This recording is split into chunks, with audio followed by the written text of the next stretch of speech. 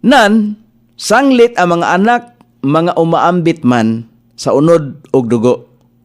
Siya usab mismo sa samang paagi, miambit niini, aron pinagi sa kamatayon, siya makahimo sa paglaglag kaniya, nga adunay gahom sa kamatayon, nga mao ang yawa.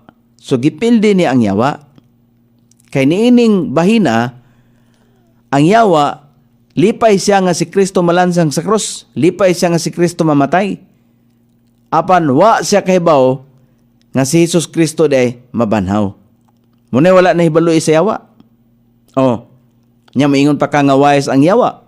Mas wise ang Ginoo. Ang yawa nagpa-wise lang na napakaron ingnon ba? Munay kinaiya nato mga tao. Kita mga tao nagpakaron ingnon lang ta. Kay kaliwat man ta sa yawa. Sa tinuod pagkasulti, kaliwat ta sa yawa. Munang musunod ta sa mga gitudlo unsa may gitudlo nga tradisyon, dili ta magsusi.